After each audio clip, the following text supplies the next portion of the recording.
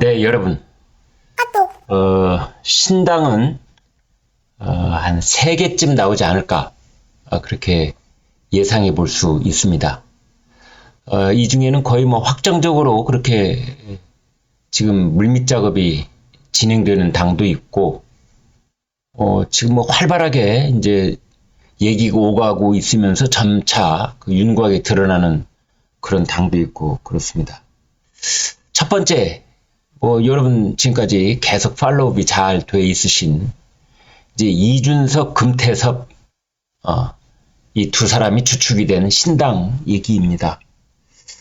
그래서 여기에 이제 정의당 출신의 박원석 전 의원까지 포함을 하면은 이제 아무튼 그 형식적으로는 국민의힘에서도 이준석, 그다음 민주당 출신의 김태섭, 정의당 출신의 박원석 이렇게 이제 다 모이게 되는 그런 셈입니다. 이름을 말이죠. 최대연합 이렇게 지금 부르고도 있습니다. 최대연합. 이제 이렇게 최대라는 말, 뭐 민주연합 이런 식으로 어떤 가치를 지향하는 노동연합, 뭐 범민주연합, 뭐 진보연합 예를 들면 이런 식으로 앞에 연합자 앞에 어떤 가치지향적인 그런 말을 붙이는 게 아니고 그런 건 관계없이 규모를 얘기하는 최대연합 이런 말을 쓰는 이유는요. 우리는 가치는 안 따지겠다. 네가 좌파였든 우파였든 공산당이었든 뭐였든 안 따질 테니까 와라. 어떤 것만 동의하면 올 수 있느냐. 현재 국민의힘과 더불어민주 이 두 당만으로는 안 된다. 제3세력이 반드시 필요하다. 우리 정치 지형도에 그 생각만 갖고 있다면 와라. 그래서 우리는 커다란 텐트를 치겠다. 빅텐트 최대연합 이제 이러고 있습니다. 여기에는 김종인 전 국민의힘 비대위원장도 합류를 하고 있다. 이렇게 볼 수 있죠. 그리고 이제 더불어민주당에서 지금 엉덩이가 들썩하는 사람들 있잖아요. 이상민 5선 그 중진 의원도 12월 초까지 이제 탈당 여부를 결정하겠다. 탈당을 하게 되면은 뭐 선택지가 몇 가지 있는데 그 첫 번째가 이준석하고 손을 잡는 것, 뭐 무소속으로 나가는 것, 국민의힘에 입당하는 것, 뭐 제3지대에 별도 살림을 한번 꾸려보는 것까지도 얘기를 하겠는데요. 그 첫 번째가 이준석한테 오는 겁니다. 그래서 이제 이렇게 모든 세력을 다 규합을 하겠다. 그런 얘기를 하고 있는데 이준석도 본인 이렇게 말했습니다. 음모론 빼고 그 가운데 있는 사람은 누구나 다 올 수 있다. 어떤 가운데냐? 여기에 국민의힘, 여기에 더불어민주, 그 가운데 있는 사람들 다 와라. 아무나 오게, 아무나 오게. 이제 그러고 있는 겁니다. 그게 빅텐트죠. 박원석 전 정의당 의원도 최소한의 원칙을 전제로 최대한의 연합을 하겠다. 최소한의 원칙, 양당 체제로는 안 된다라는 그 최소한의 원칙에 동의를 한다면 다 오시라 이제 이런 겁니다. 금태섭 의원은 뭐라고 그랬느냐? 생각이 다른 사람들이 모여 토론하며 함께 가는 게 좋은 정치다. 이제 그러면서 그런데 정의당하고 합치지는 않을 것이다. 정의당은 민주당이 이중대다. 지금 정의당이 무슨 의미가 있냐? 이런 거고요. 그 다음에 조국이 만들겠다는 그 뭐 신당 얘기가 있잖아요. 그것도 호응이 없을 것이다. 조국 씨 명예가 무엇인지 안다면 그러지 말아라. 그러고 있습니다. 그래서 아무튼 이준석, 금태섭, 김종인, 박원석 뭐 이렇게 모인데 지금 추가로 들어올 사람들은 누구냐? 유승민 전 의원. 뭐 이준석하고 항상 함께할 가능성이 있다. 양쪽 다 얘기를 하고 있으니까 굳이 얘기하지 않아도 서로 마음이 통한다. 뭐 그 정도니까요. 유승민 당연히 오겠죠. 그 다음에 양향자 한국의 희망 창당했잖아요. 그래서 양양자의 한국의 희망도 함께할 가능성이 있다. 지금 현재 거기까지 되어 있습니다. 그 다음에 이제 두 번째 신당은 뭐냐? 이건 진보 진영이 다 함께 뭉치는 겁니다. 그러니까 더불어민주당 빼놓고 그 이른바 본인들은 별로 그 명칭 쓰는 거 원치 않으시지만 어찌됐든 뭐 언론에서 쓰는 군소정당이라고 하는 진보 군소정당, 정의당, 녹색당, 진보당, 노동당 이제 이런 겁니다.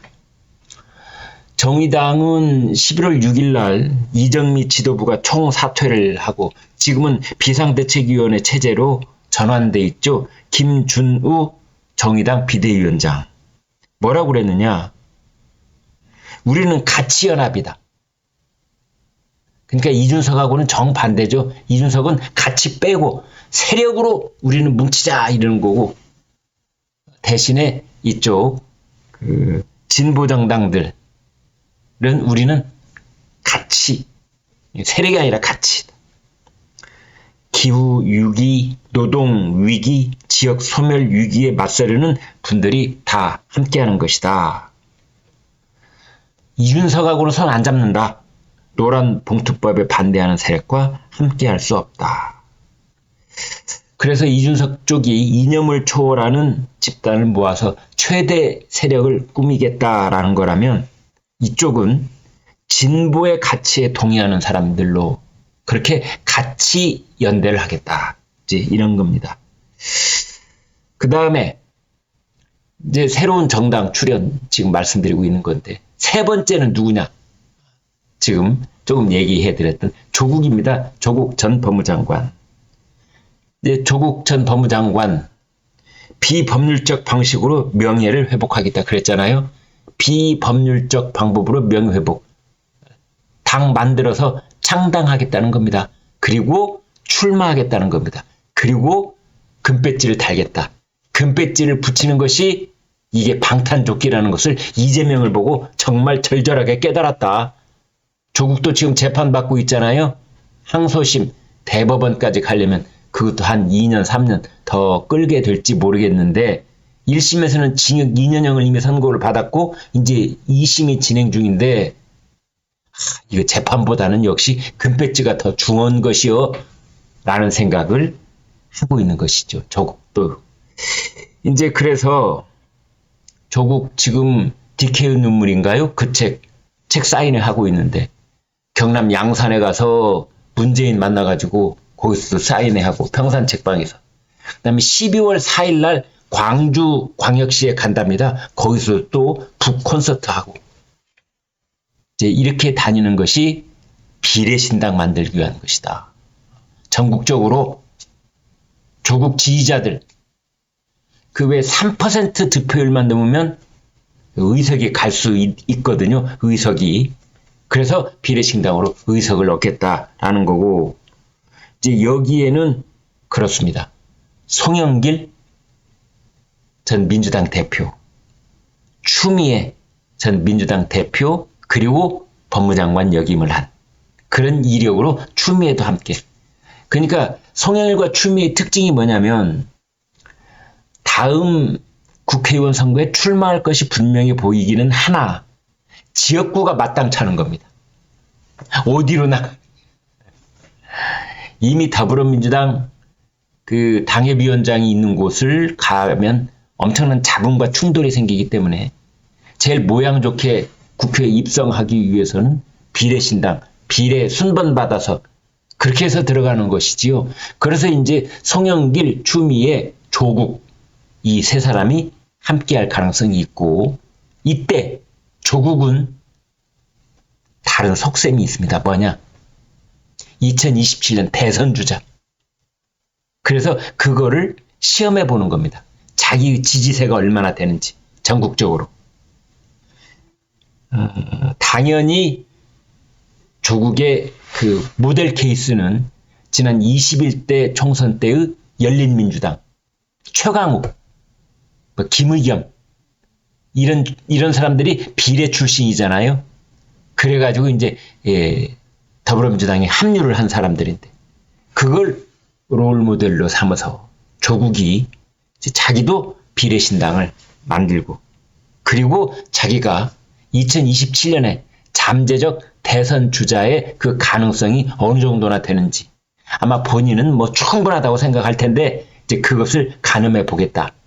그러기 위해서는 이재명처럼 일단 방탄조끼를 두툼하게 입어야 되는데 그 제일 좋은 것이 조끼에다가 국회의원 금배지를 척 붙이는 것이더라.